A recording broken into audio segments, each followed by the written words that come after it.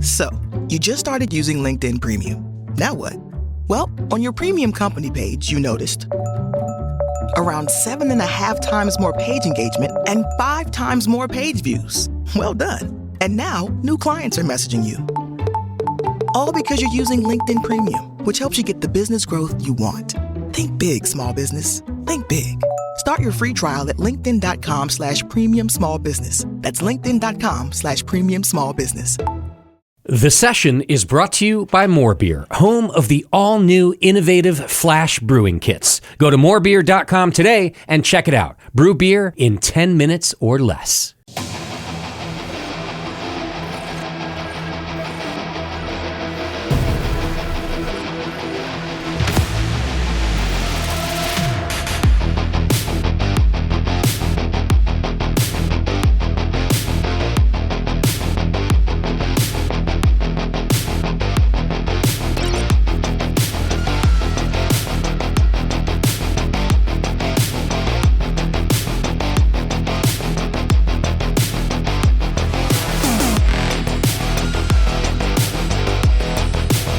Hello, everybody. Welcome to The Session. It's great to be back in the studio. A little bit of stretch of time there since my last show, but happy to be here as always once again. After a great weekend, by the way, which I'm going to tell you all about. Got to hang out with the Firestone Walker Invitational people, and it was one heck of a good time. So lots to talk about there and with my guest tonight. But first, thanks to our sponsor, More Beer. You can go to morebeer.com and check it all out. More Beer's been our sponsor for 20 years now, and I just love them so much for it. I appreciate you guys for all the support, and they appreciate you supporting them. Go to morebeer.com. Check out their Flash brewing kits. You can save time and make great beer. Now that we all don't have as much time as we used to, they're still there to help you out. All right, so thanks to More Beer and all of our sponsors, of course. With me in the studio, and I said it before the show, Chris, it's incredible to me that it's taken this long. The legendary Karl Strauss Brewing Company. I've got Paul Segura here and Chris Kramer. Paul Segura, the brewmaster, and Chris, the CEO and co-founder of Karl Strauss. You guys started San Diego beer. Someone had to start the craft brewing revolution. Why not us? Seriously, why not you, man? So we're going to learn about that story from the guys themselves. And you must have some roots in the Bay Area, too, because there's a Karl Strauss in the next town over from me, too. Isn't there? Don't you guys have a Karl Strauss here? Not a Karl Strauss, not up here, although I went to school up here in the Bay Area. You did? Okay. Yeah. Maybe that's what I'm thinking of. I knew that you had some roots here. Yeah. And Paul, you've got family here, too. Got a brother over in Sebastopol and a niece in Petaluma. Got it. Okay. But other than that, you're like San Diego true and true, you guys. 4th generation here. Oh, wow. My great-grandparents came in 1886 when there were only 10,000 people in the region. Oh, so my the family gosh. grew up with San Diego. That's so cool. And Karl Strauss, this version, Karl Strauss, your brewery started in 1989. Yes, it did. Yeah, which is before, I don't think the phrase craft beer existed. No, it was called microbreweries. Okay, that's what I thought. Yeah, yes. Yeah, which is kind of a weird term now, even for people. We don't use microbrewery anymore. No, and also back then, brewpub was a trademark term, and so you had to stay away from using the word brewpub as well. Who had that trademark? Buffalo Bill. Oh, of course he did. Yeah.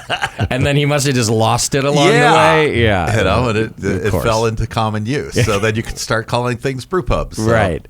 How times change, huh? They do change. Well, I'm not going to dive into that yet because some of the questions I have for you are like how times change, but I'm wondering if they've really changed that much. And we're going to dive into that later.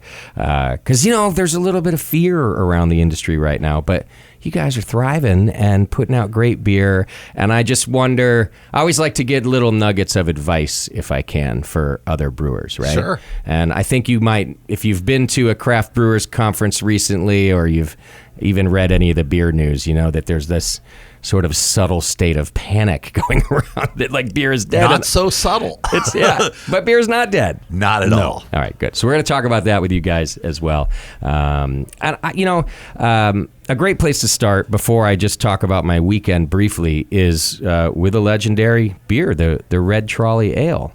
Who wants to tell me about this beer? Even the style, even start simple like the style. Well, it's an Irish red, yeah. But it was the very first Christmas beer that we made in 1989. Oh wow! And in 1989, a beer like this, I mean, it's deep red color, big malty profile. It was avant-garde. It was crazy. People were afraid like it was going to knock them on their feet, you know. Of course, yeah. I don't like that dark beer or whatever. It's not quite, 6%. It's 5.8%. It's got a couple different types of caramel malts in there, some carapils and some two-row. Okay. Some Willamette hops, and it's won so many awards in the Irish Red category. It's one of the most award-winning beers in the world. Is it really? Yeah, it's won gold twice at the World Beer Cup, twice at the Great American Beer Festival, and 20 or 30 different international competitions. It's got an amazing legacy.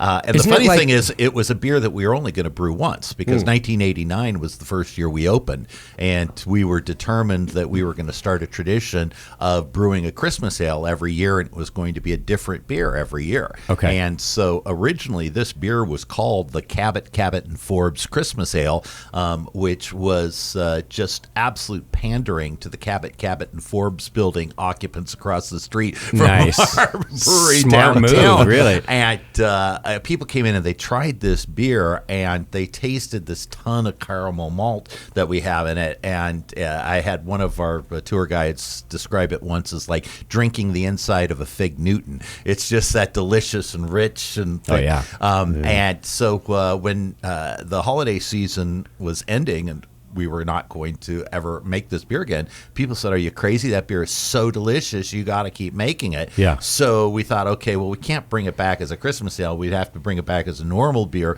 What would we call it? And just then, back in 1989, they were extending the trolley line from our section of downtown out to La Mesa. Okay. And I saw this construction going on in the red trolley. It was there. We said, "Hey, red trolley ale." There we go. And the name stuck. First the building, then the trolley. This is all great marketing as far as I'm concerned. Absolutely, and it's actually worked great. We still do all sorts of marketing with the trolley system. Yeah. Is it still your best-selling beer or? Yes, it's Yeah. right at the top. It is, We Aurora Hopialis is also right up there as well. Okay. Yeah. And was it always designed with Pacific Northwest hops? It didn't start with English hops or? Well, Willamette is a triploid seedling of Fuggles hop. Okay, So okay. it's it actually, a lot of people think it's better than Fuggles. It's got more of that earthy British character. So Willamette was, and it's readily available, here. Sure. So we've been using that forever, and From the original recipe. So Yeah. Uncle Oh, nice. Karl, Yeah. when he originally sent the recipe out for the first Christmas brewing, Yeah. of it, he wrote this funny little note, and he called it his little steamer. And it was an inside joke because Fritz Maytag, who is a wonderful human being and really an icon in our industry, Of course. was Fritz, also yeah. notoriously litigious when it came to anyone who'd used the word steam in conjunction with a beer. Oh, yeah. So we didn't call it a steamer. That was just Karl just joking about, you want to keep away from that. Yeah. That's right. Yeah, that was something that Karl just said, you know what, we should do this. It'll be really surprising to a lot of people who've never tried a beer like this before. Sure. Yeah. And where did he have it first, or why was He it big on formulated his? it. I see. It wasn't like he went to Ireland and had some Irish red ale and said, Well, I'm I got sure it. he'd had Irish red Okay. ales. So Karl was one of the most famous master brewers in the world, Yeah. and had a unique ability to be able to reverse engineer beers. Okay. I remember once we have a beer called Downtown After Dark that was one of our original beers, and what I had done is I had traveled around the world and had been drinking San Miguel Dark in the Philippines, and so when I told Karl that I'd love to have a beer like San Miguel Dark, he said, "Well, bring me some." So I brought him some, and he tasted it, and he said, Chris, I could make you a beer that tastes just like this, or I could make you one that's a little bit better. That a boy. So Matt and I said, let's go with the one that's a little bit better. Hard That's where sell. Dad came from. That's amazing. yeah. So, now I just feel like we got to keep diving right into this. Did Uncle Karl help really found the brewery with you, or was he more of a collaborator, mentor? Oh, he absolutely was. We never would have been in this business but for Karl. Okay. And so the story, if you got a minute, Yeah. is, I had graduated from university, and I was traveling for 2 years around the world, and I was waiting for my business partner Matt to graduate from university, and I had gone to Fremantle, Australia to check out the America's Cup venue. As I said, I'm fourth generation San Diegan. I'm passionate about sailing, and so they were going to sail the America's Cup, so I went down to see where the America's Cup was going to be sailed. Nice. And while I was down there, I popped into a place called the Sail and Anchor, and I sat down at the bar at the Sail and Anchor, and I ordered a pint of bitters, which is what you do in Australia. And the bartender brought me a glass of beer that changed my life, because I started drinking this beer, and it was better than any beer I'd ever had, and it was so differentiated from the other beers. And so I asked the bartender, "What kind of beer is this?" Yeah. And he said, "We make it right here on the premises." And I'm like, seriously? Because I'd never heard of such a thing. Yeah. And he said, "Sure, let me show you." So he took me around the side of the building. He showed me this little microbrewery that they had, and a light bulb went off in my head, because here was a place, Fremantle, that was more like my hometown of San Diego than any place I'd ever been to. Here was a beer that was differentiated from and better than any beer I'd had. Here was this pub that was doing gangbusters business, and I had this relative in my family, master brewer Karl Strauss, who had, not only was a world famous master brewer, but he had just retired from running Pabst Brewing Company. So he had been at Pabst for 44 years, the last 25 years of which he was vice president of production and master brewer, and responsible for every drop of beer that Pabst made. Right. So he had just retired. So when I came back, So from it's my not that you were unfamiliar with the brewing of beer. No, it's just no. that you had never thought it could be a small production. No, I'd never heard of a see, small. yeah. Because when we'd gone and visited Uncle Karl in Milwaukee, I mean, the Pabst Brewery is a huge thing. It just never occurred to me there could be a miniature, micro, as they said in the day, Right. version of it. And so when I got back to San Diego, Uncle Karl and Aunt Margene actually happened to come and visit, and they were visiting my parents, and I cornered Uncle Karl in my parents' living room, and I started telling him about this concept for a microbrewery that I'd seen down in Fremantle. Okay. And he listened to me, and I told him about it, and then I stopped and asked what he thought of it. And he looked at me, and then he said something that totally shocked me. He said, "Chris, I think it'll be the wave of the future." Wow. And see, I'm surprised too. I don't know the man, but I know German tradition. I would think he'd go, "Chris, come on." So this is ridiculous. This is the thing about Karl. Karl was a lifelong learner. Okay. And he was amazing. Into his 80s, he was, getting Palm Pilots. And, Wow. Into his 90s, he's getting, Apple computers and sending emails and doing. He always, when he That's passed at 94, I mean, you go into his office in his home, and every desk was just stacked with the latest technical journals in the world. Wow. On brewing. And so he just never stopped learning. And he always said that, with respect to technology, that you always should embrace the newer technology,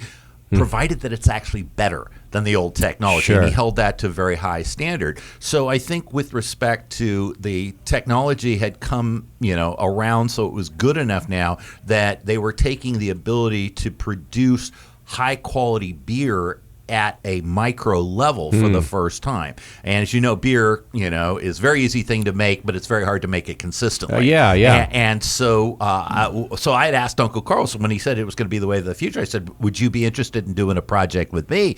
And he said, "Sure." Yeah. And he was delighted. I was the first person in the family to ever express any interest whatsoever in his craft. Oh, nice. But I think really the reason why he said yes is because I think he was kind of afraid what might happen with microbrewing, because some of the early, brewers were home brewers who were extrapolating up to production levels of brewing, and they were making wildly inconsistent beer. And he was afraid that craft beer or microbrewed beer might give beer in general a bad name. Yeah. So with Uncle Karl coming in, He wasn't wrong, by the way. yeah, but what he did is he wanted us to be one of the very first breweries in the country, craft breweries, breweries and microbreweries to take the quality assurance protocols of a large brewery and bring them down to a micro size. Amazing. And to be able to show that we could make consistently excellent beer. And he thought that that was going to be the wave of the future. When you could do that,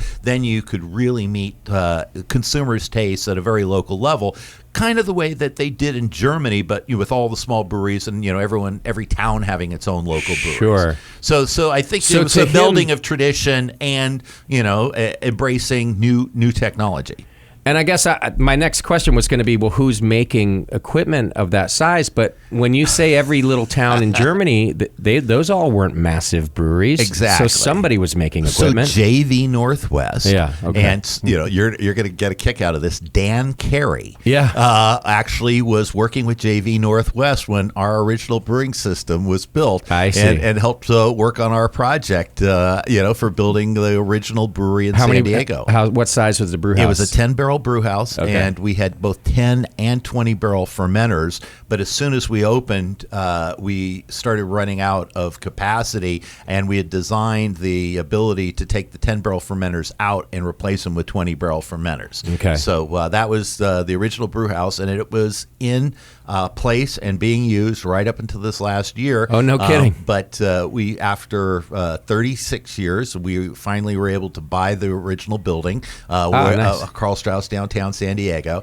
and we closed at the end of November, and we went through a 2-month complete remodel, taking this jewel and polishing it again so that it would be a representative of our company as the way we wanted it to be, and also as the birthplace of San Diego's craft beer revolution. Sure. And so when we did that, the old brewing system really was at the end of its useful life. I was going to ask Paul, how rough was it getting for you? So it's probably my fault we had to decommission that brew house because I brewed probably, I don't know, 800 to 1,000 batches on that thing. A lot of collaborations, a lot of brews over the years. Fully depreciated. Yeah, and there were, for sure. Yeah. There were some stress fractures in the brew kettle. It was leaking a little bit here and there. The glycol chiller was just toast. Okay. So yeah, like Chris said, fully depreciated. We brewed so much beer on that, and it was honestly the last, I don't know, probably 10 years we were using it for a lot of R&D and collabs and stuff, and I was having so much fun on that brewery. Well, and you did know it like the back of your hand. Yeah. But when you say things like stress fractures, I'm imagining that it was kind of a daily patch job at one point. I mean, yeah, and sometimes if you go to try to weld those little cracks, you make them worse because of the expansion of the metal. Right. So it's Got it. Okay. It was time. Yeah. Yeah. So is it on display now? Is that what I'm understanding? Or Smithsonian called us about it. well, because you said you wanted to be like part of, Well, it's funny because I'm sure the San Diego History Center might have wanted to have it as the original brew house, but they're putting in the Jessup clock instead as the centerpiece of their new expansion. Okay. And it takes up a little bit of room. Yeah. So so no, it's not on display. Right. What size is the new system that you? It's 7-barrel. So it's still a small brewery. Yeah. Well, so you got to remember that our original brew pub is just that. It's a downtown location with a restaurant operation, and we also now have a main distributing brewery, and we have all these other brew pubs with satellite breweries in them. Okay. So it's not our only brewing facility. So the opportunity there really for us was to take the original room that housed the brew house function and turn it into a brand new private party tap tasting room. Nice. And okay. so we have a 34-person private party room that we didn't have before by downsizing from the 10 to 7-barrel system. Okay. All right. Got it. And how many brew pubs do you have now? 2? Or also, I mean, 9? Yes, 9. we have 9. Yeah. Wow. And mostly in Southern California? They're all in Southern California. Everyone? Wow. Yeah, okay. we opened up our newest one last fall in Corona, California, in Dos Lagos. And it's the former Taps Fish House and Brewery. We took that over. Okay. And it's a beautiful 400-seat brew pub that we completely remodeled and are having a great run there. That's great. That's cool. And you so quite literally were the first microbrewery in San Diego. In the city of San Diego in more than 50 years. Well, first brewery of any time in more than 50 years to open up. Where was the next? I'm trying to think of who else was even around. So it's funny how. So on opening day, February 2nd, 1989, our bartender behind the bar was Scott Stamp. And he went on to open the second brewery in San Diego, Callahan's. Okay. And then he opened up San Diego Brewing Company.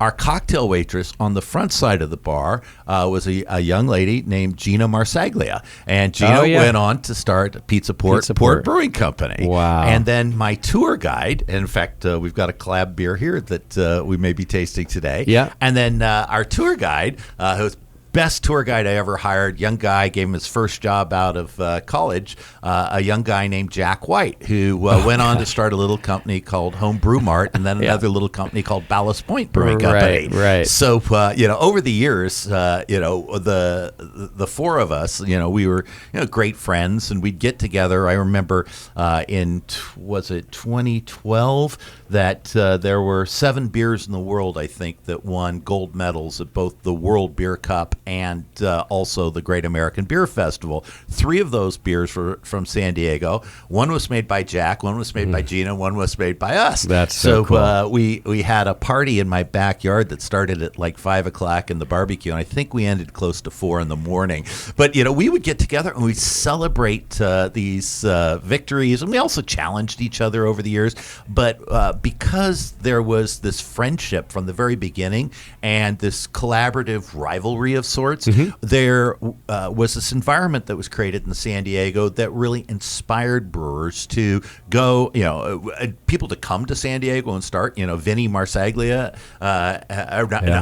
Vinny Cilurzo. Vinny Cilurzo and Natalie, they had Blind Pig. Well, the original business plan for Blind Pig, the cover of it was Natalie had taken an illicit picture of Karl Strauss downtown location, because back then we didn't allow people to photograph it. And her mother, who was an incredible artist, had done a sketch off of the picture, and that was the cover of their original business plan for Blind Pig. But so we inspired a lot of people to come and get in, to this industry, and showed that it was possible to do it. By the way, a lot of people nowadays know Blind Pig is a great IPA from Russian River, but it's a brew pub, in case you didn't get what Chris was just saying. Yeah. And it went out of business. Okay. It was up in Temecula. It was in Temecula. It was a great brew pub. Yeah. Okay, got it. And how long have you been brewing at Karl Strauss, Paul? I just had weeks. my 26th anniversary. Oh, wow. This year. Wow. What did you start as at the company? I started as just a production brewer. Okay. Did you go to school for brewing? Or? Yeah, I was a member of the first graduating class of the American Brewers Guild in Davis. Nice. It was in Davis at the time, so Dr. Lewis. Yeah. And then went back to San Diego. There were 5 or 6 breweries at that time, and nobody was hiring, so I had to go out to Phoenix and work for a company called Hops Bistro and Brewery for a couple of years. Okay. And then came back to San Diego with that same company that closed. I see. But I was lucky enough to sort of befriend Chris during that little tenure. And so when that place closed, I immediately went to work for Karl Strauss and have been there ever since. Not immediately, because you worked with the Cones beforehand. Well, yeah, that was, before you came to work but it was with the us. same location Yes. at 5th and K down in the gas lamp down in San Diego. And it really just changed owners, but I remained on as brewer. I see. Okay. From one owner to the other. Yeah, Okay. but I always said that Paul Segura was the best brewer in San Diego who did not work for Karl Strauss. Wow, yeah. and so I really, really wanted to work with Paul. And yet David and Leslie Cohn, who had the brewery after Hops had closed,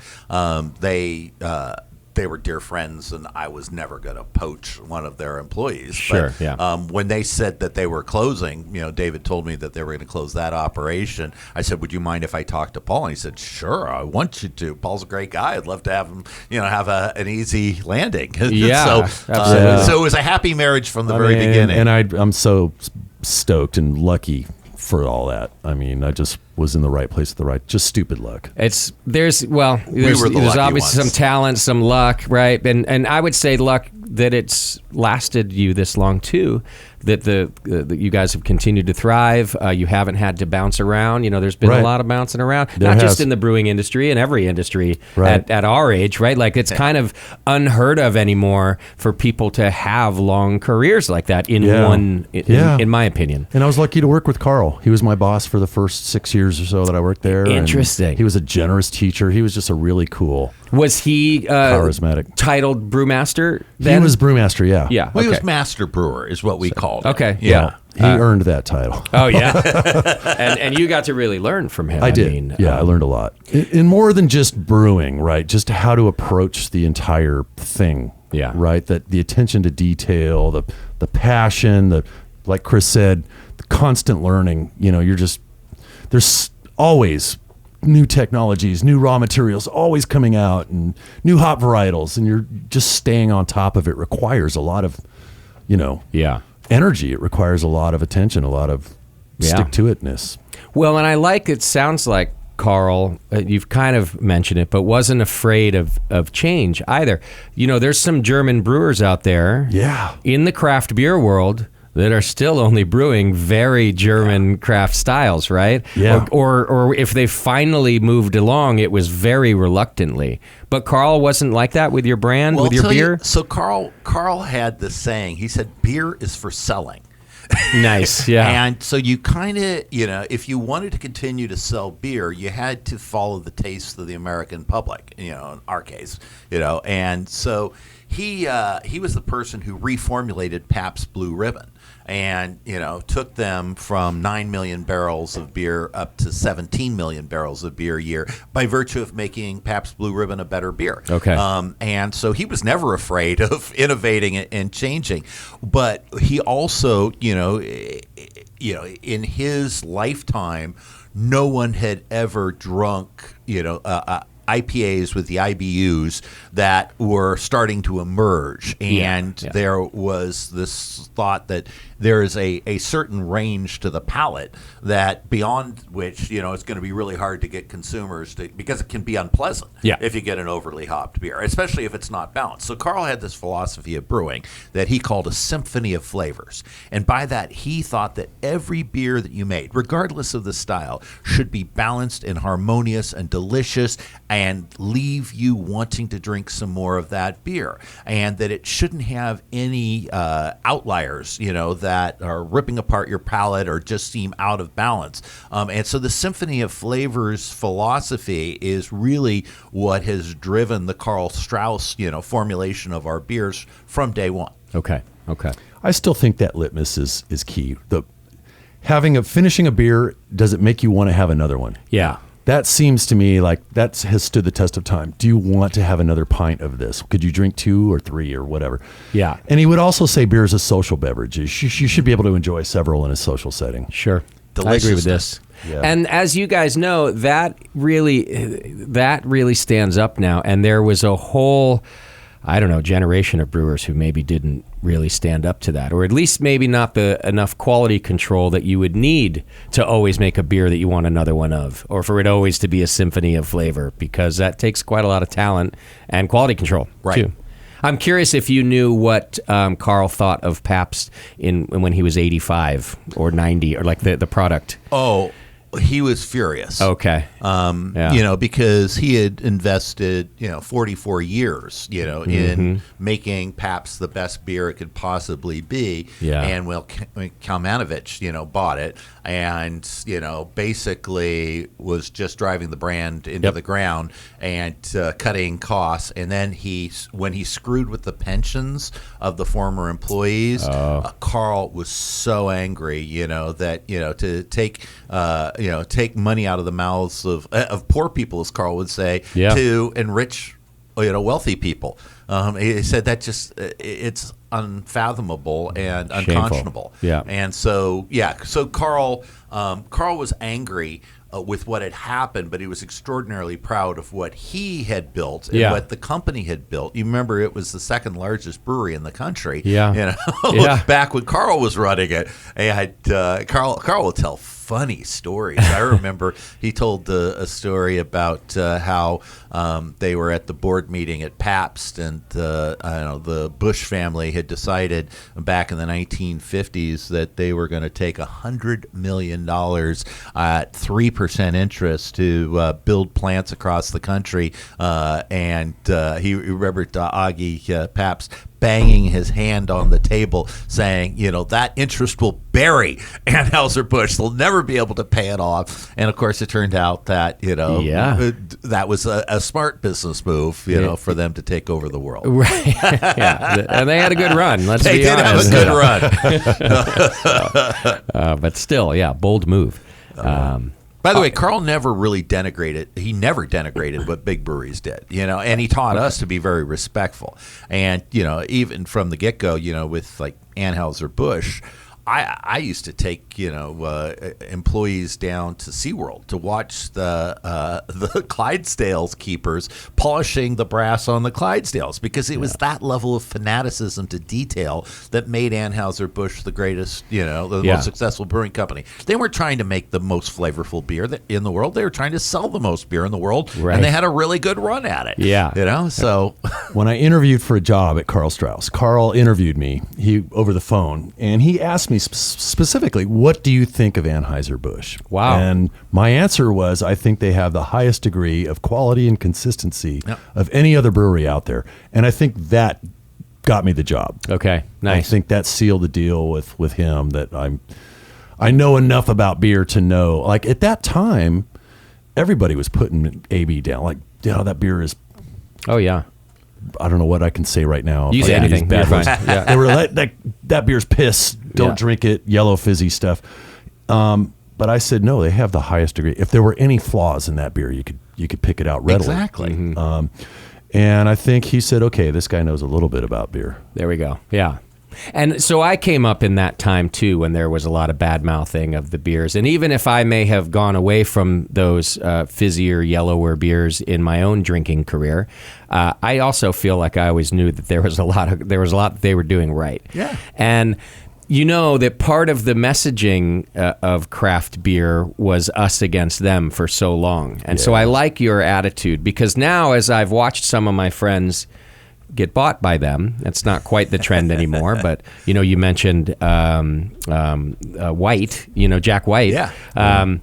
There was a bit of outrage among the craft beer fans, because we had been told this is us against them. Mm-hmm. And I was like, yeah, but Jack White's the American dream, isn't he? He is. He started a company in his garage, and now look at him. And so I always there's thought, never been a nicer guy, and someone who never got in the business to make a whole lot of money. Yeah. That was never. He was just making the best beers, and they had, the sun, the moon, the stars all aligned. Exactly. And, the lightning struck in a bottle, and they had the most incredible story in the history of beer. Yep. And when they sold, that was the high water mark of the craft beer conspiracy. Yeah.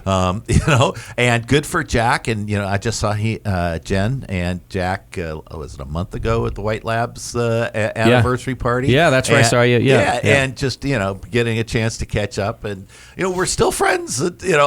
He hasn't changed. They're the nicest people on the planet. Of course. And again, that's the American dream. And anybody who says that they wouldn't have, or that it was, come on. Right. But they were also in a difficult 16 again, and our band sold out. Get over it.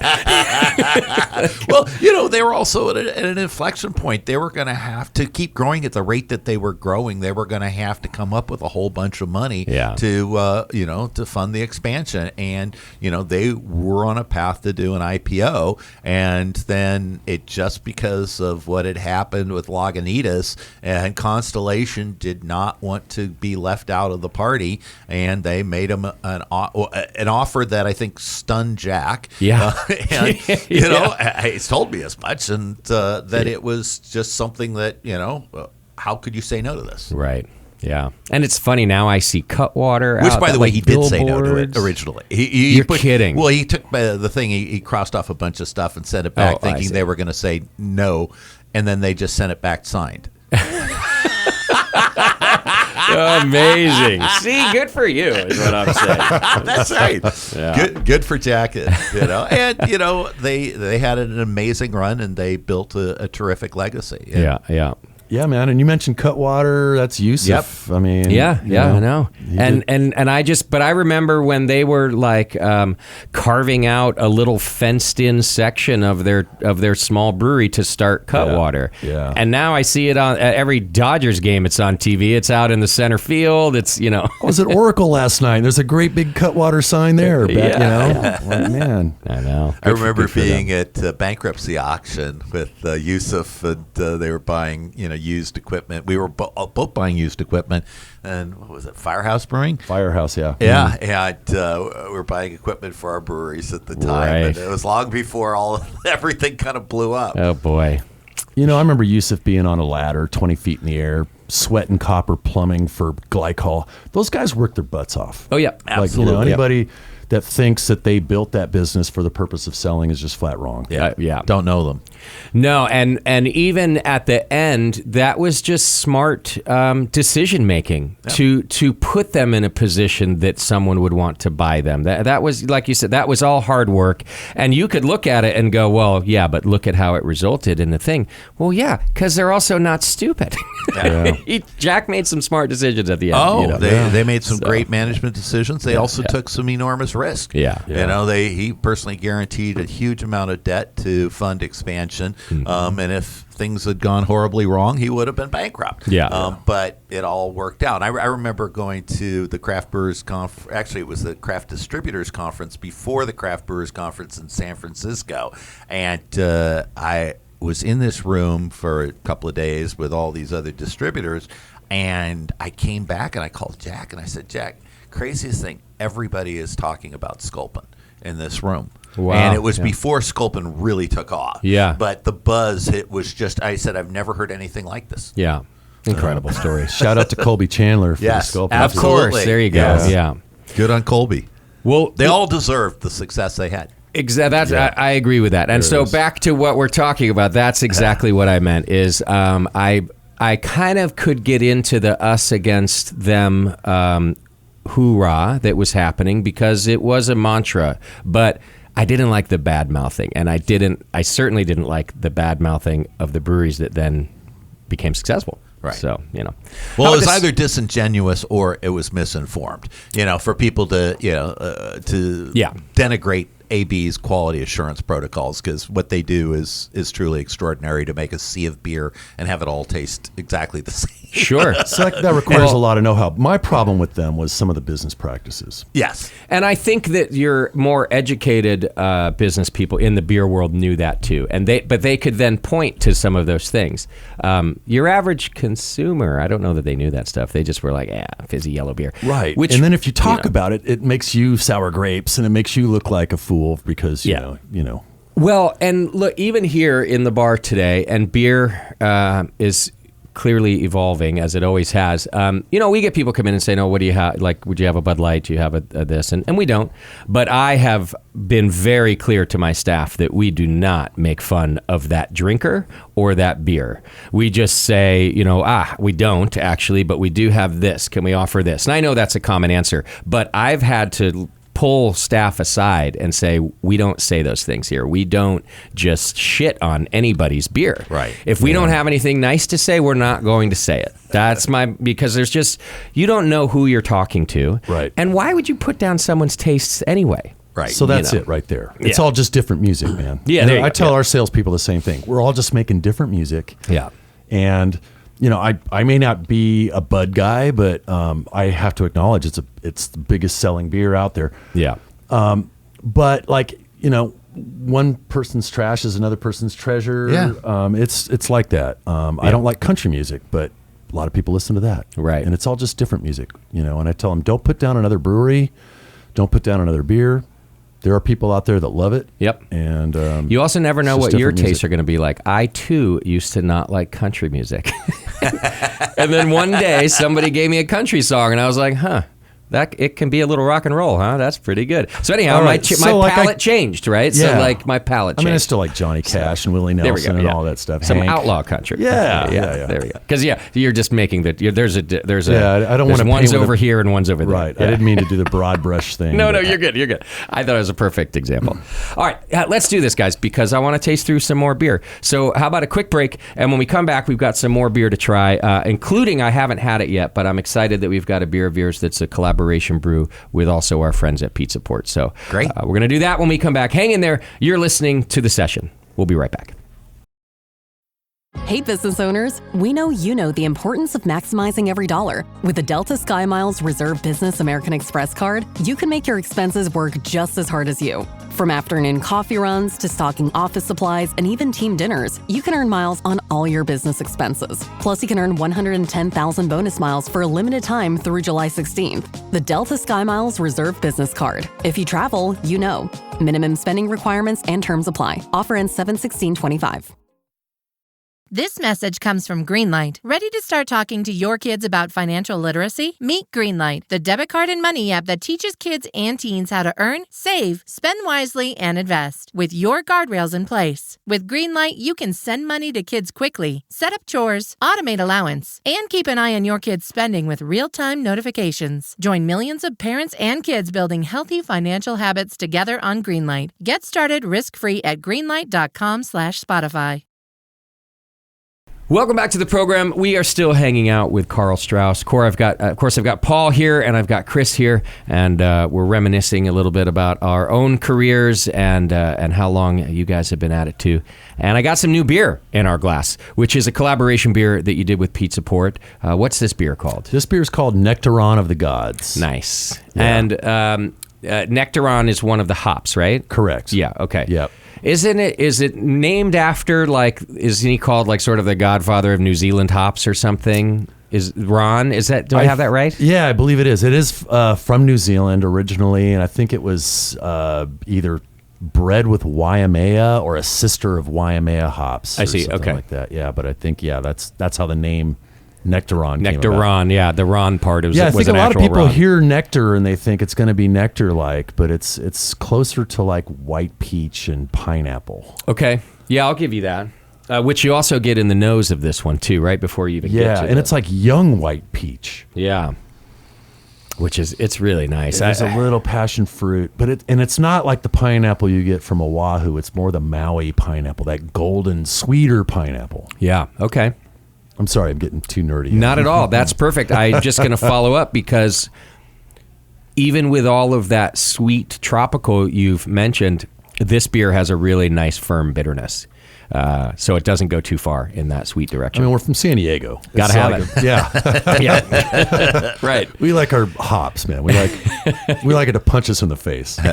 And then I read I don't know if I read it on the can or just in my research, but there's another hop in there that I've not heard of before, which is Ilani. Yeah. What is that? So Ilani is a domestic hop. It's fairly new as well. I'm trying to remember the number. I think it was 1320. Okay.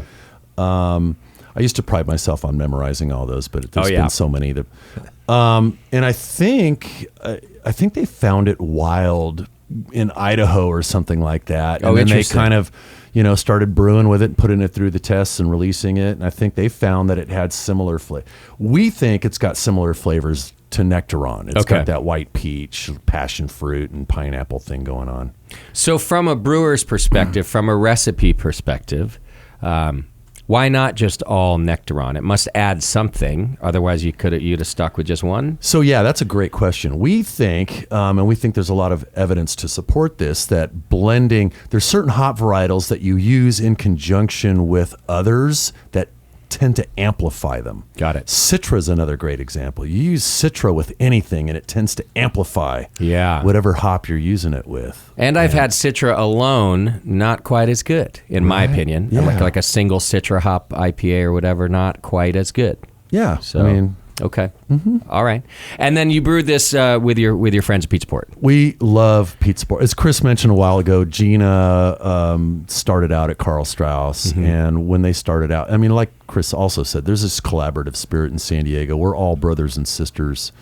and they've been brothers, sisters. They've been family to us 36 years. for Nice. 36 the whole time. That's wonderful. We love them immensely. We do a lot of collaborations with them. We hang out at their place. They hang out at ours, and And we respect them enormously. Yeah. What they do is phenomenal. Of course. their medals have spoke for Yeah. for what they do. Absolutely. We carry their beer here as well. Just wonderful people and beer. This is not meant to be sarcasm or a rhetorical question. Are you guys aware that not every place is as sharing and friendly as the San Diego brewing community? It doesn't surprise me because it's also true with the restaurant community. I'm a past chair not only of the California Craft Brewers Association, but also of the California Restaurant Association. Okay. And because, I'm from San Diego, you kind of think, okay, where you are is like everywhere else. And then you get outside of your hometown and you think, maybe there is something to the sunshine and the great weather that just makes people friendlier and more collaborative. Absolutely. And the Bay Area is like it too. I have a brewer friend in Australia, and he's like, "Oh no, the people here hardly even like each other. Never mind share information." And one of my first thoughts was the two regions I'm thinking of are yours, San Diego, and up here where we have also breweries like Ghost Town, like winning every award that they enter. And to me, one of the common themes is friendly sharing of information. And I think that's really a big reason of why the San Diego beer is so damn good. The East Bay Area beer is so damn good. It's a lot of sharing. Well, you think about other industries where there are also similar collaborative rivalries that have happened over time, like in the film industry where you had, Coppola and Spielberg and all those guys, and they would, share with each other, but they'd also challenge each other. Yeah. Or you think about in the tech industry in the Silicon Valley, how you had this clustering, together, and people were bouncing off and around, back and forth between different companies. And, so it drives an industry forward significantly. And because San Diego has had that, and also just because of the scale, we still have, more than 150 breweries in my hometown. Right. And there are states that don't have 150 breweries. True. Right. So it just creates for an extraordinary environment. And I will say that it is different now than back in the early days. There have been people who've come into the industry without embracing sort of the ethos, of what it is to be collaborative, and have decided instead to sort of break the trust circles. And when that happens, it does make people want to pull back, and it also, I think it hurts them ultimately more than I was just going to say that. Yeah. Yeah, it really does. So, like, Chris has always been very generous with, his time and sharing successes and failures with anybody who asks.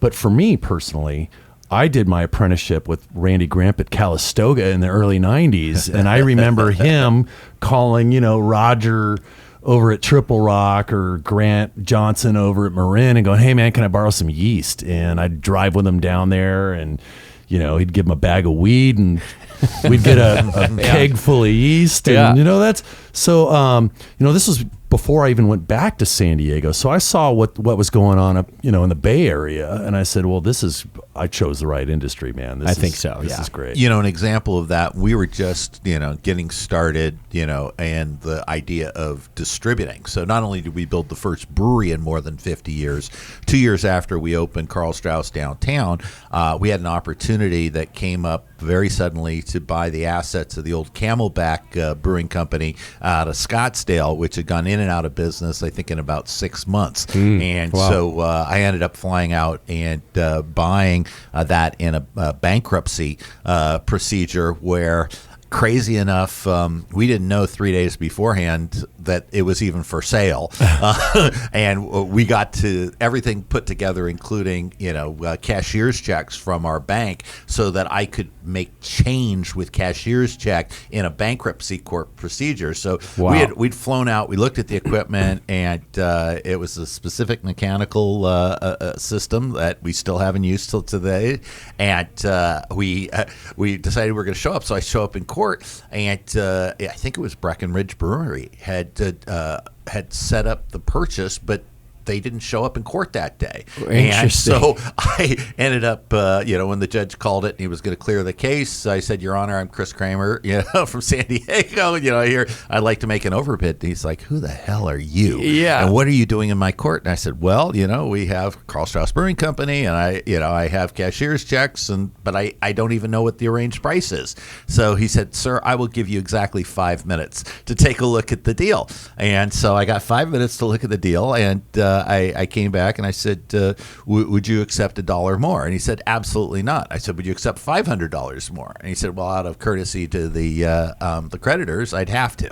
And so I said, I can make change right here today with cashier's checks. Yeah. So that's how we bought our second. So what I'm getting to is getting to this collaboration thing. Yeah. So now we're bringing the system back, and we're going to start the first distributing. So we are starting at a 2,000 square foot warehouse over near the sports arena, and I flew up to Oregon, to Portland, where Kurt Widmer took an afternoon of his time to tell me about getting into distributing beer. And Wow. and he said, Chris, focus on self-distribution and focus on draft. He said that's where you can make some money, and if things go well, you can grow from there. And I've always been grateful to Kurt and to others in the industry who have just taken the time to share with me. Yeah. And so I've always felt it's been incumbent upon me to also share it forward to others. Sure. And did you always, I think this is a silly question in a way, but think that you were going to have location upon location, or did you just want like a brew pub and a brewery, and then maybe that would be that? When Matt and I originally started the company with Uncle Karl, our thought was we couldn't just get into distribution because there was no demand for craft beer. No one had ever heard of Right. microbrewed beer in San Diego. We were a Bud Light, Miller Lite, Coors Light town. So our thought was we would probably need to start maybe, 4 or 5 brew pubs in the area, and over time teach people about what this new style of beer would be like before we could create enough demand pull in the market for us to be able to go and build a distributing brewery. Much to our surprise, we opened up our first brew pub downtown, and immediately people started asking us, bars and restaurants, how do they get our beer? Yeah, and nice. so we were responding to the demand. We fast forwarded our business plan to get into distribution. So that's where 2 years after we opened up Karl Strauss downtown, we opened up the first distributing, and we had this specific mechanical system, and we had one beer that we sold. It was our Karl Strauss Amber Lager. We sold it in one size, full kegs. We had one delivery driver, one van, and one salesperson, me. Wow. Yeah. Out there selling, and that's where it all started. Now we have Karl Strauss Distributing Company. And, Okay, I saw that where you're helping others distribute. Yeah, we distribute not only our own beers but also other partner beers and products throughout our region of Southern California. What were some other beers being brewed at the original brew pub or brew system? Well, in day one, we had Karl Strauss Amber Lager, we had Gaslamp Gold, and we had Downtown After Dark. So we opened up with 3 beers, and then What was Downtown After Dark? Downtown After Dark was the one that was a brown ale that was modeled on San Miguel. That one. Okay. Yeah. Got it. And so that was, that was initially, we thought, gosh, if we could have 6 beers and maybe even 8 beers, that would be extraordinary at the time. I mean, nobody had that many different beers.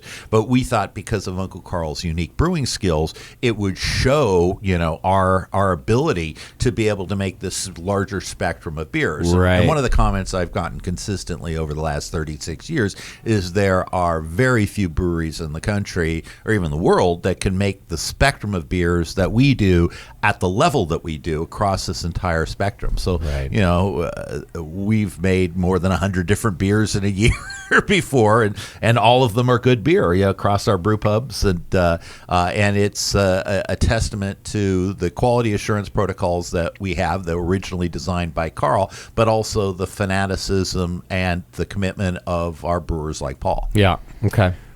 Okay, quick note on that 20-barrel brew house that he's talking about. That was a beast. That thing did not have rakes. So anybody, graining in and graining out a 20-barrel batch. That's a lot. 4 times a day. Wow. You got to be a cardiovascular gorilla. Yeah. Kept you young. You still look healthy. I think there's something to this. This is what I'm talking about. Right? Anybody that... Yeah, those were the days. That's a lot of work. Yeah, that's a lot of work. Yeah. I mentioned briefly that I was just at the Firestone Walker Invitational this past weekend, and I went on a media tour with David Walker, and his topic was sustainability. But his twist on that was, he's like, I know you've all heard about sustainability. I know that we have solar panels. I know that you know that. What I'm talking about is we're very interested in being a 150-year-old brewery one day. We're very interested in actually sustaining a company. And listening to you and how you guys have thought about things, and I wonder if you have the same idea, that you're not just looking to like make a buck and move along. You might want a brand, especially because of Uncle Karl, that could really live on past you. David is a dear friend. Okay, we threw his surprise 50th birthday party at my house. Oh, nice. Polly and I managed to really surprise him. Great guy. But he is one of the greatest guys on the planet, and love him dearly. From day one, Matt and I talked about building a 100-year company. Okay. And doing things with the sort of decision-making, thought process that wasn't about just making a dollar today, but to make something that was enduring and truly great, that could survive through swings of the economy. And it's funny now, maybe even a pandemic, all sorts of things. The great recession, 9/11, the things 2008 hop crisis. Yeah. Oh yeah. Oh gosh.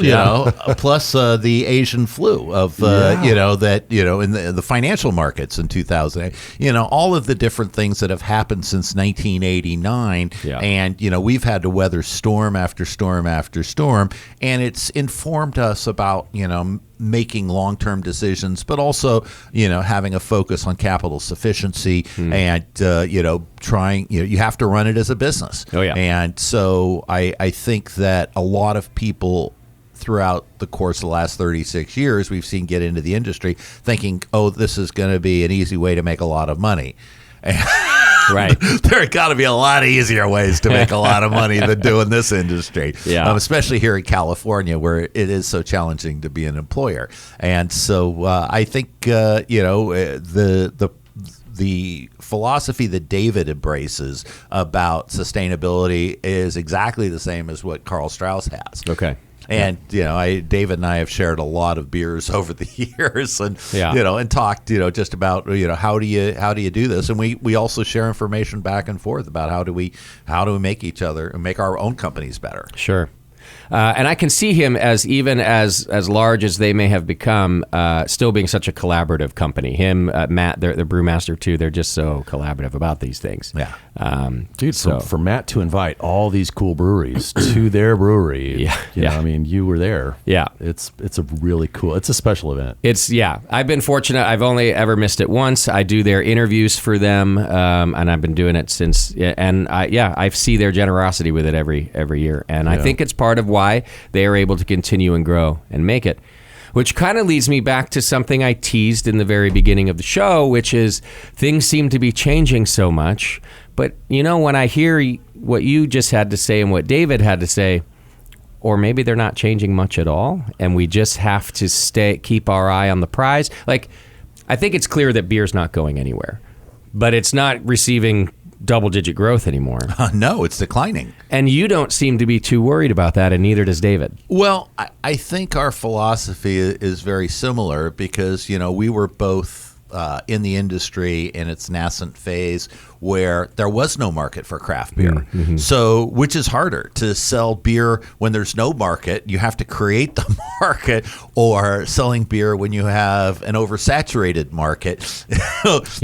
They're both challenges, and the reality is it doesn't matter what point in the arc of 36 years you join in at. There's always going to be challenges, and you have to deal with those particular challenges. Now, I will say, it is as challenging a time as I have ever seen in our industry. Okay. Especially here in California for a variety of reasons. Not only the fact that, the industry probably is oversaturated, and, on top of that, you have a federal government that is creating unbelievable uncertainty that is really hard to manage. I was just last week in a regional roundtable for the Federal Reserve with a group of business leaders who are informing the Fed, what's happening in the business world, how do make decisions about interest rates and going future, and everyone in the room was saying the same thing: is that this is unmanageable. The situation that we're in with the uncertainty, and everybody in that room was talking about, hey, just pulling back and circling the wagons and reducing expenses and cutting labor. And if you didn't think, we were in a recession right now, you think you're going into one, because that's the environment then. But then there's another layer on top of that, being here in California. And California has become such a challenging place for employers, and because of the layers of different, litigation that are now available, against employers, whether it's PAGA lawsuits or ADA lawsuits, all these things that didn't exist, that, can just whack you out of left field, or the cost challenges of minimum wage. You got to remember, it was only in 2014 we have an $8 an hour minimum wage here. It's gone up more than 100%. Yep. And that's a lot, especially when it's one of the largest cost factors. And then you have all these other cost factors that have gone up with malt and hops, and with 25% tariffs on aluminum and steel. Actually, we use aluminum and we use steel in our. I mean, these are crazy things, and you have an industry where consumers are feeling the pinch, and so I can only charge so much. I can only pass it along. Yeah, so, right. And so margins have been compressed, and it's made it an even less economic business. And I will. Do you think say it was a lot more fun years ago than some of the things that we're dealing with now. But do you think that maybe in your case, and certainly in Firestone's case, you have scale working for you in the sense that having 9 brew pubs to balance out the economics? Yeah, I think scale absolutely helps, but I also think knowledge. Because it's not our first rodeo. I remember Paul, when he was first, working with Uncle Karl. One day, Paul said to me, you called him a question about some fermentation, and Karl instantly knew the fix to it. And it's because Karl had seen thousands of fermentations. He just could jump to the answer. Well, we've seen a lot of bad stuff happen over the course of the last 36 years, and we know how to try and manage our way through this.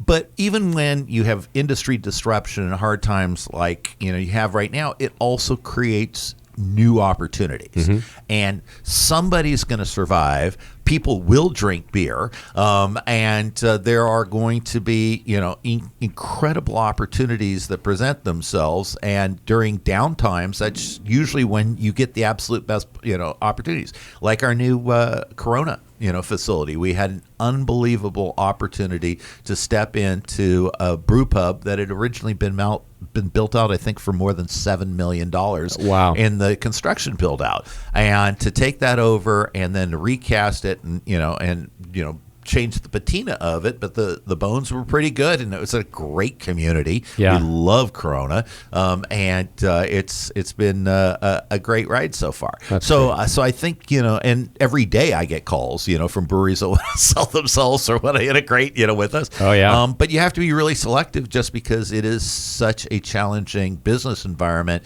in California and in the world right now. Sure.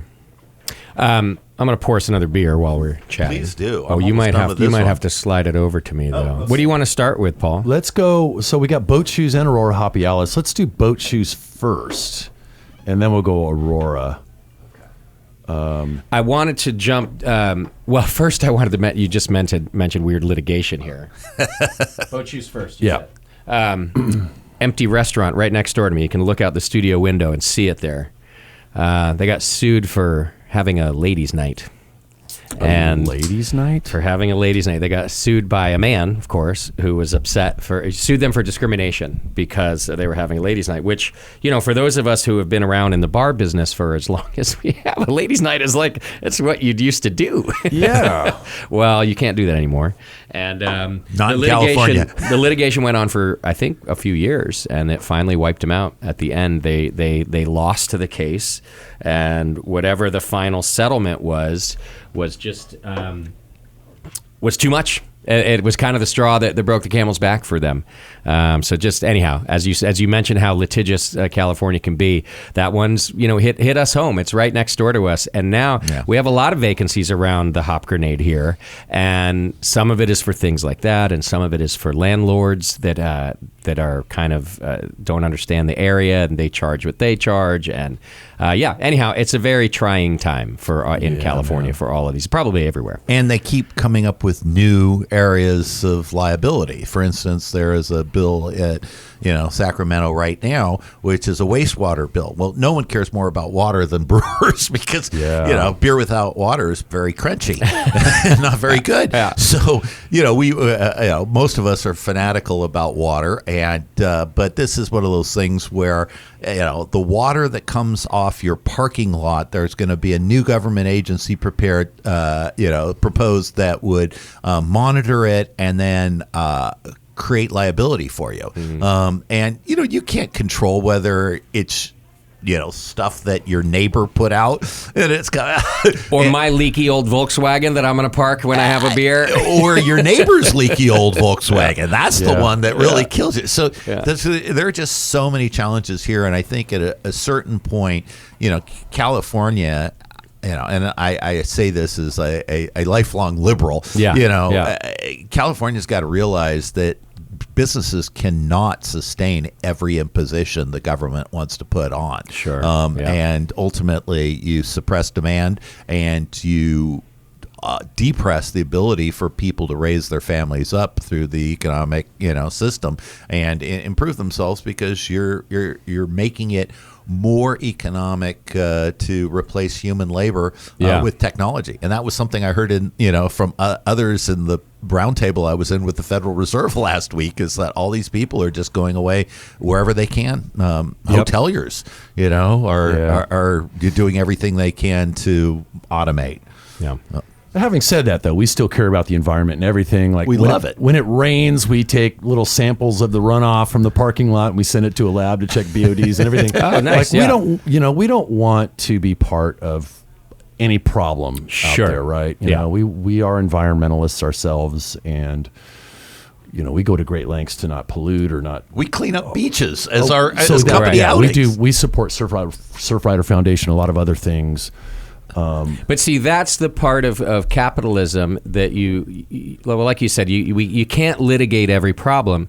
You, in some ways, have to let the free market and good people that are in it make decisions themselves. Right. This fear in California, in many places, they won't make those decisions if we don't tell them to. They won't check the runoff water. They won't go clean a beach if we don't tell them they have to. And that's becoming, I hope that has a tipping point too, where we go back to, I'm also lifelong liberal, but boy, do I tell my liberal friends nowadays, I'm like, try own a business for about a decade and then come talk to me about some of this stuff.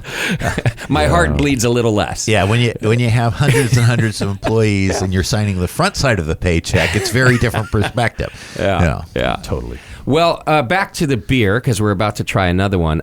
The other question I had for you guys is a random beer nerd question. Liquid yeast for you guys? I know you're a San Diego company. And so we've been blessed to have White Labs. There we go. Right there in our backyard. And since the beginning, it's, since they opened up, we've been partners. Chris White is a dear friend. Lisa White, everybody there, dear friends of ours, and we love them. We're lucky that I can just go there in my truck and grab perfect. just bags and bags of yeast and bring them straight back to the brewery. Nice. And our pitch size is 60 barrels, so if we had to have that yeast shipped to us, it would be expensive.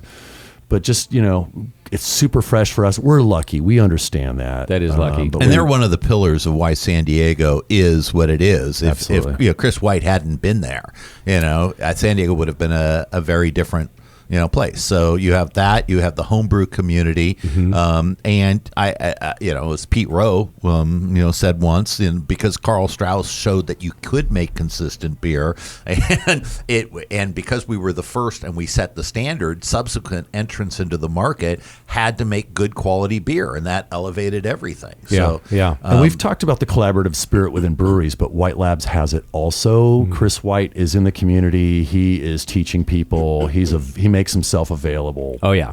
No, he believes in that. An interesting story back in 1989 when it was end of 1988, just as we were getting ready in the beginning of 1989 to start our first brews, we had to get yeast. And so Uncle Karl, with his international contacts, reached out to his friends at Whitbread and got them to share their proprietary yeast with us. Wow. That we, started brewing with back when we opened up Karl Strauss downtown.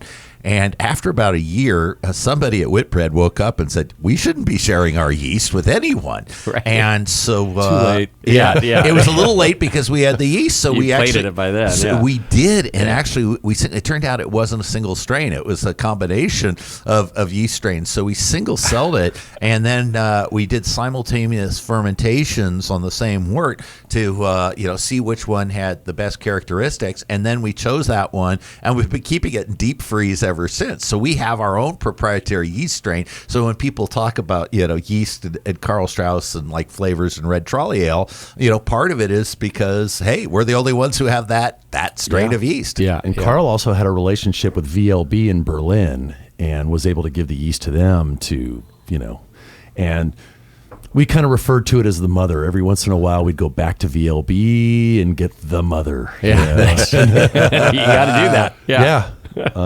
Well, tell me about this beer in our glass. It's Boat Shoes. It's a Boat Shoes hazy IPA, but it's kind of a San Diego hazy, because it's got a fair amount of bitterness there. Mm-hmm. I mean, there's a lot of hazies out there now. They use no bitterness hops whatsoever. This has about 30 IBUs in it. Wow. So it's, like I said earlier, we like our hops in San Diego. We like some bitterness in beer. And so would you call it a West Coast hazy IPA? Yeah. So it's funny you say that. Cellar Maker does that up here. I just did an interview with Vine Pair a few weeks ago, and they're like, "Hey, we're doing a story on how localized or regionalized IPAs have become, not just IPAs, but also hazies and everything else. Would you agree with, do you have anything to add to the story?" And I said, it's absolutely true. We have what we call a San Diego West Coast IPA or San Diego IPA. Yeah, I saw that.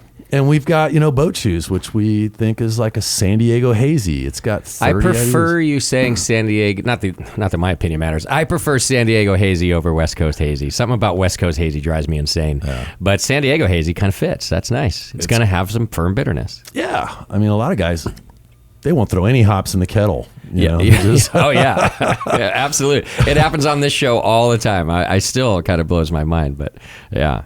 This is delicious beer. Yeah, it's funny because this is the beer. Whenever I go to the Old Globe at San Diego and Balboa Park to go see a show there, that I always get the Boat Shoes. Nice. And it's not the beer I drink at home every day, but it's the beer I always have when I go to the theater at the Old Globe. And every time I have it, I'm just struck by how delicious this beer is. Yeah.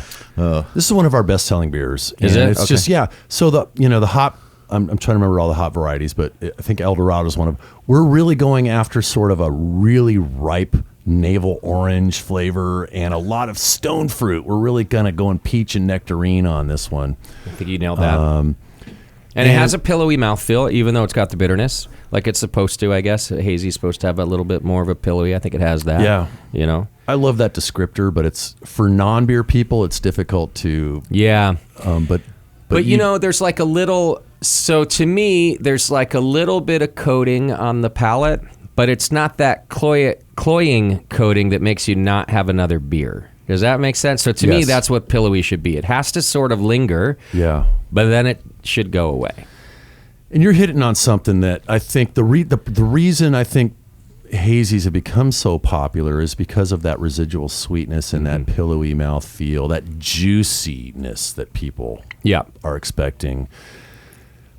We're not huge fans of that. I mean, we understand that that's kind of driving the popularity of the style, but we like I said, a little hop flavor and hop bitterness in there. Yeah. Not so much residual sweetness. It's, it's got the pillowy mouthfeel. We use a ton of wheat and a ton of oats in there, but maybe it's that that I'm picking up there too. But yeah, we like some hops and we like a little bitterness in there. And this is a style of beer. It's continuing to grow in popularity for us. Boat Shoes is. It's doing really well for us. So at do you sell as much of this as Red Trolley or vice versa? Not as much as Red Trolley, Okay. but it's growing. It's pretty close. It's growing, and I'd say our top 3 are Red Trolley, Boat Shoes, and Aurora. Are you surprised, I hope this is not a backhanded question, that Red Trolley is still as popular it is with the beer climate out there? Well, you look at the category, and it's not a very successful category, red ales. Yeah. But it's a category killer. And that's the defining thing about Red Trolley is, a lot of people just absolutely think it's the perfect beer. Yep. And so if you're going to have, food and there's any sort of caramelization that's going on, like with meat, and, grilling, it's a perfect flavor bridge. And it's just by itself a delicious, satisfying beer. And it doesn't have a whole lot of hops. So for people who are not looking for hop bitterness, it doesn't have a lot of bittering hops. Yeah. And so it's just an unbelievably delicious, drinkable beer. I agree. That, yeah. And because there's not a lot of options for people left, Right. I think that's part of what I was getting at. Yeah, anyway. it kills the category. If there you people go, are going to have a red ale, they're going to have Red Trolley, and There they're you going to go, have it yeah. on tap, and they're going to sell it in their store. Yeah.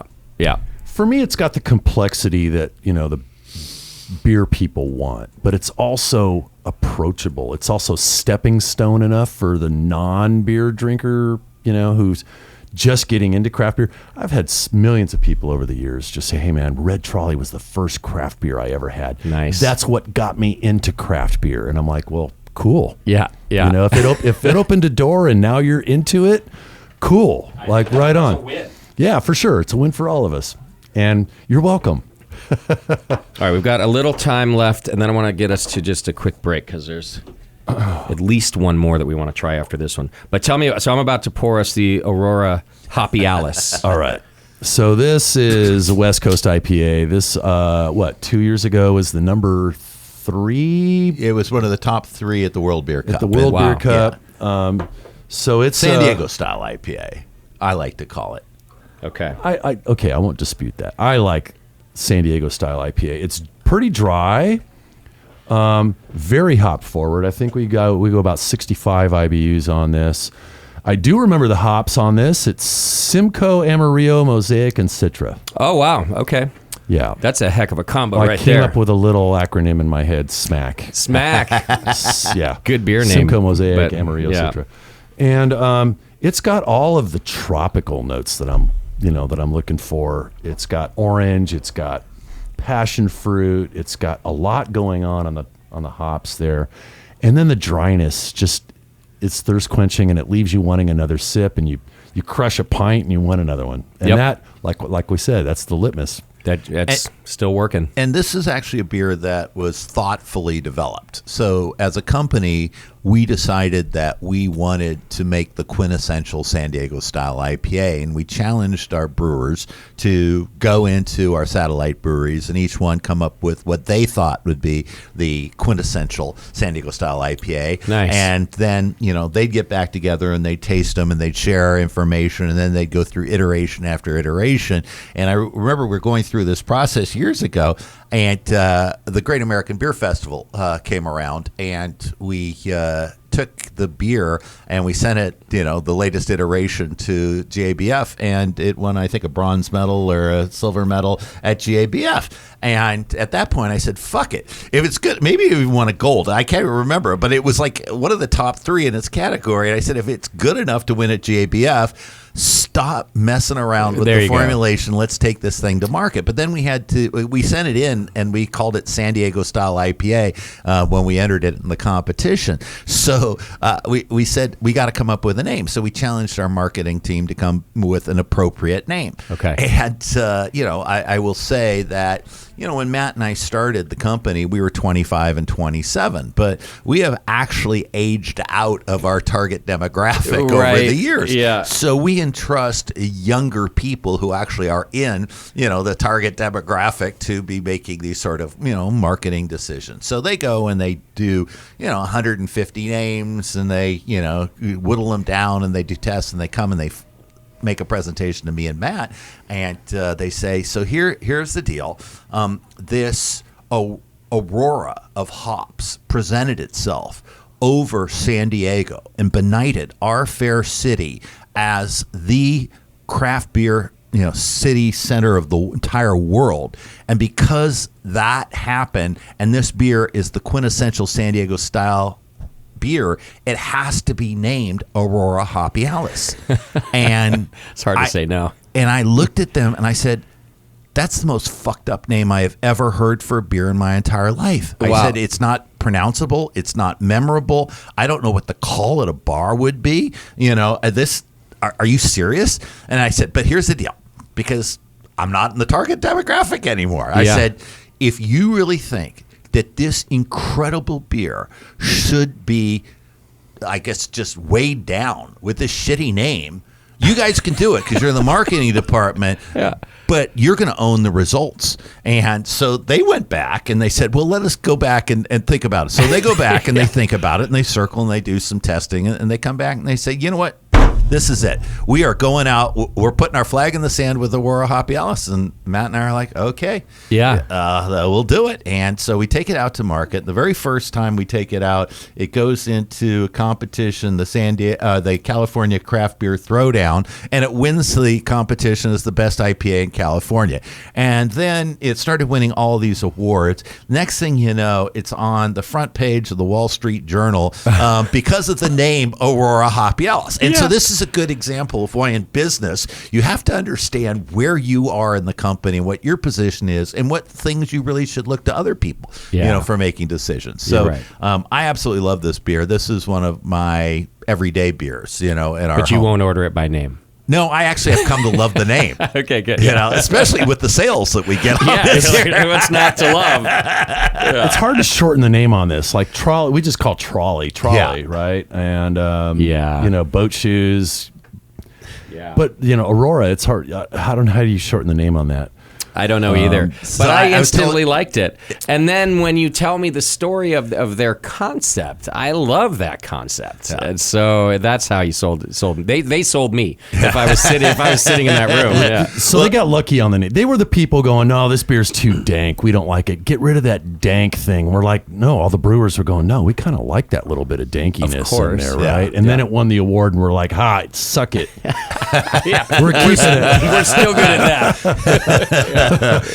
Don't get in our lane. You guys get to the name, but we got to make the beer here. Absolutely. It's a remarkable beer. I love this beer. Thanks, I man. drink it And in every- San Diego, we got a lot of great IPAs. Yeah. I mean, and by the way, when we won at the World Beer Cup, Hop Fu is right there with it, and to be considered amongst great. Is Hot Food North Park? Yeah, North Park okay. Brewing Company. Yeah, but yeah. in San Diego, we've also got all these other great breweries and great IPAs. So if you're not making something that's on par with all these other great IPAs that are there, you're going to weed yourself out. Yep. Mike Hess. Yeah.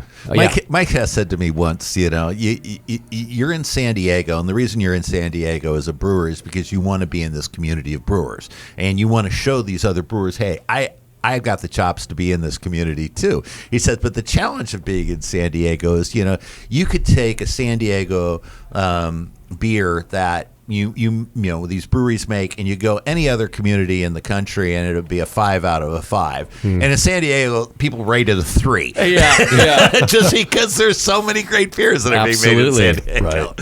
Which is a blessing. But yeah. All right, well, let's do this because we definitely have at least one more that I want to try, and we are running out of time. So if you guys have a few more minutes, we'll take a quick break, grab this beer, because I know we were kind of saving it for last because I think we're both looking forward to tasting this this IPA. So hang in there. We're with Karl Strauss Brewing Company, and we'll be right back after these words.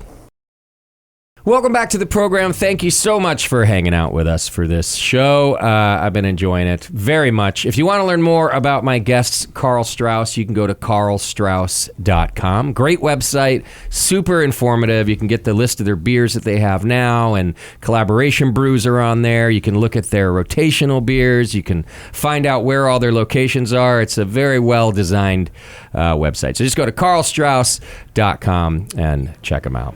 So, as I had said, I got chance for one more beer in our glass, which Paul and I chose Tower X West Coast IPA as our finale beer.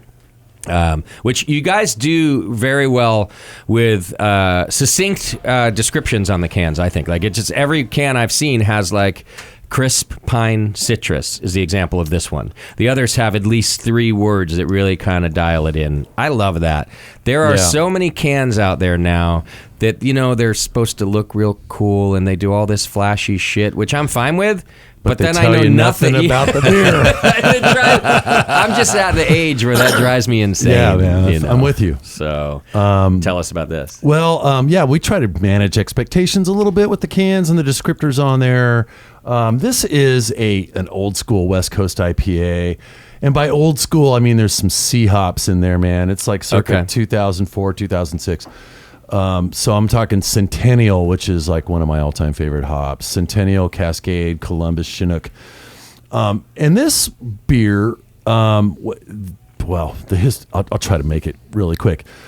We had a West Coast IPA forever called Tower 10, which is the lifeguard tower in South Mission Beach where Chris and Matt lived, where they developed the business plan together for starting the first brewery in San Diego. Yeah. Right. Matt and I used to throw my football around Tower 10. Right. Okay. So, nice. But that beer got discontinued. But X is the Roman numeral for 10.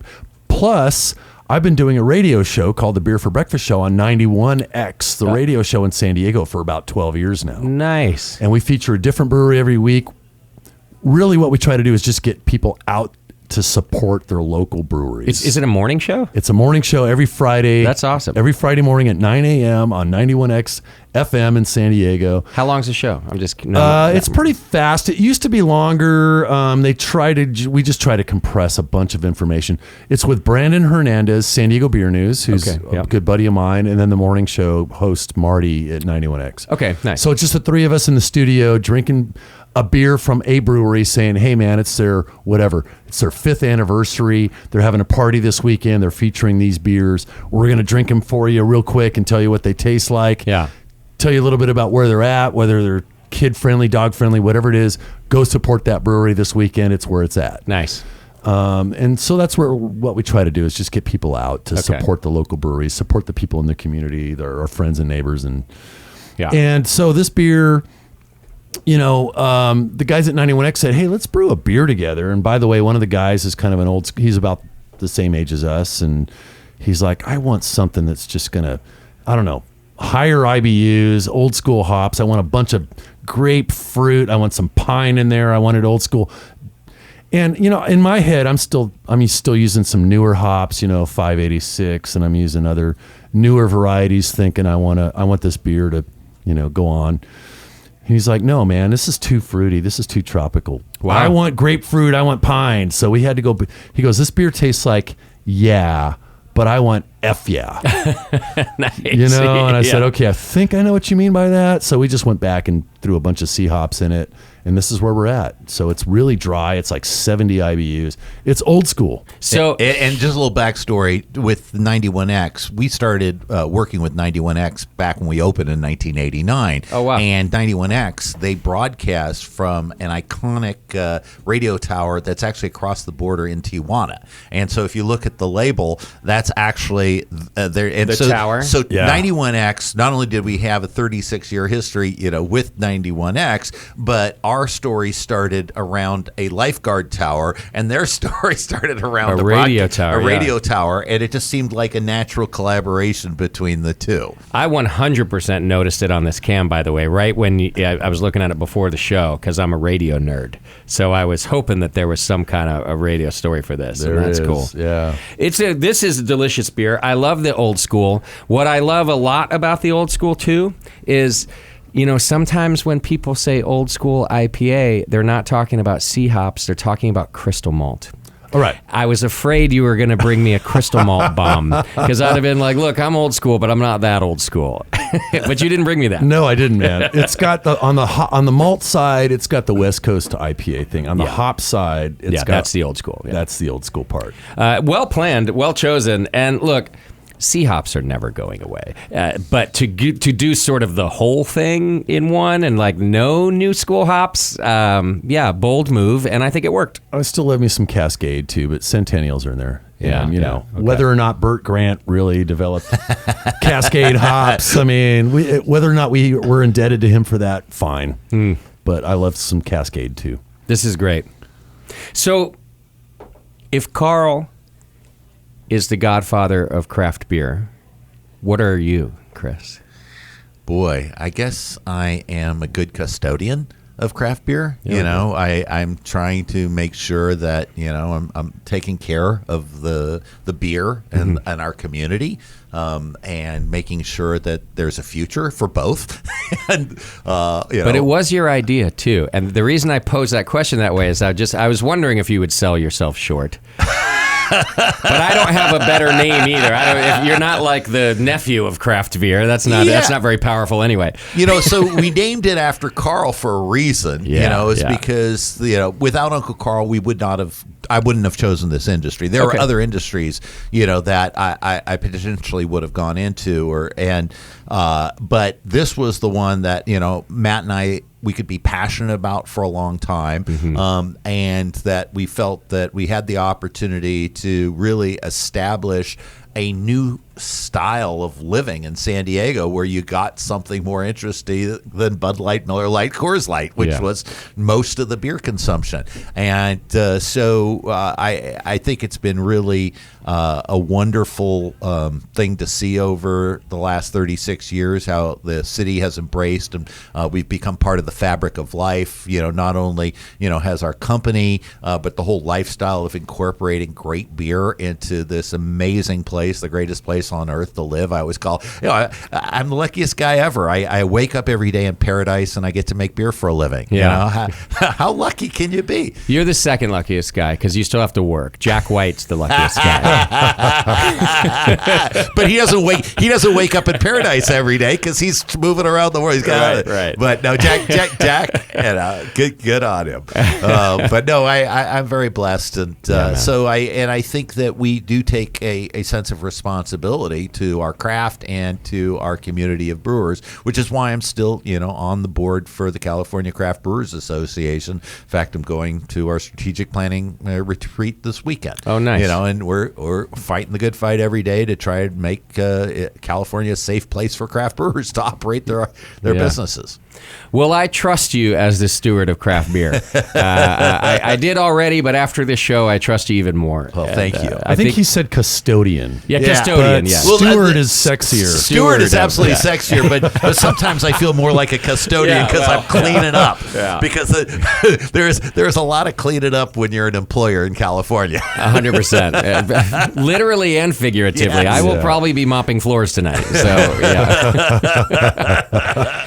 Well, we do have Karl Strauss on tap at the Hop Grenade right now. So if you're one of my local listeners, come on down. We've got Red Trolleys on. We've got your Blonde Ale on.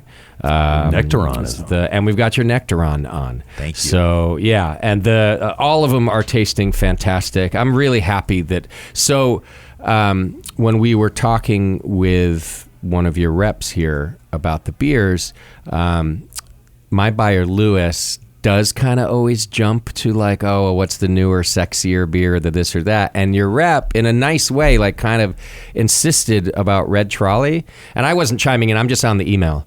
And then I'm like, Oh, absolutely. We're bringing in Red Trolley. He can buy whatever else he wants, but we're also buying Red Trolley. It's delicious. And we do still, as part of the question I was asking before, we get people come in all the time. Do you have an amber ale? Do you have a red ale? Do you have and it's pretty rare. Lou will buy one when he sees one. But it's kind of rare that we tell them, like, we would have more, but it's just not always here. And well, Red Trolley's here now. Thank you. Yeah, It does help balance out the lineup of a lot of draft, 100% at places. And he's pretty good about that. Like, okay, do we have 5 IPAs on? Yeah, but then he's going to have a nitro stout, and he's going to have a light lager, and he's going to have an oatmeal something, maybe like something Belgian or German or whatever.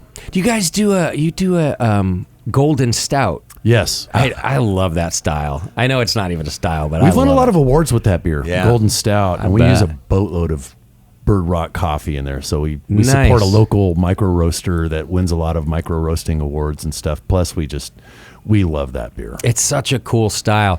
Just because you had mentioned Roger Davis earlier from Faction, they have one. Yeah. And you probably he said, I'm only making this once as a joke. It's a gimmick and it's a joke. And it sold like gangbusters. And his wife said, no, you're making it all the time now. It's funny.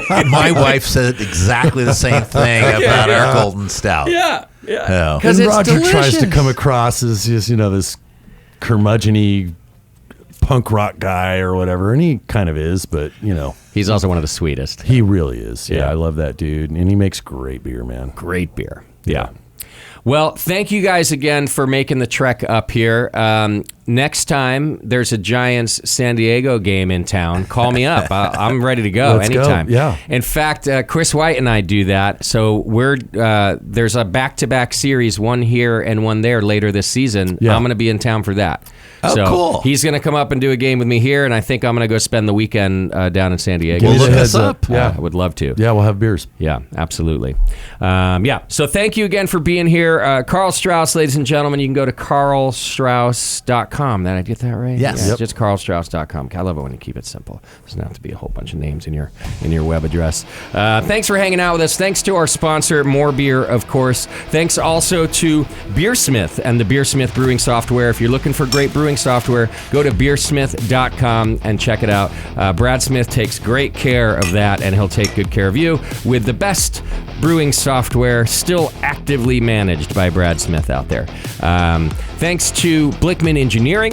Thanks to the 21st Amendment, still brewing great beer and a big part of my life. I love hanging out with Sully and love what they do. Go to the 21stamendment.com, 21st-amendment.com. Thanks to Grog Tag. And if you're just looking to support the show, you can hit the Amazon buttons on my website and then just do your shopping as normal, and we get a little commission out of that, and it's super helpful to keep this show and all the shows that we do going.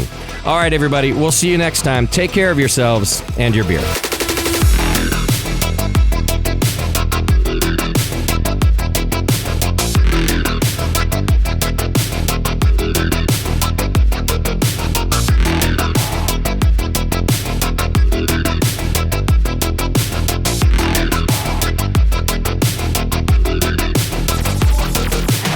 The Session is a production of the Brewing Network and brought to you by More Beer. Check them out at morebeer.com. Find more content and live video of this show on our YouTube channel at youtube.com/Brewing Network. For sponsorship opportunities and information, please reach out to advertising@thebrewingnetwork.com. To reach our hosts, contact feedback@thebrewingnetwork.com.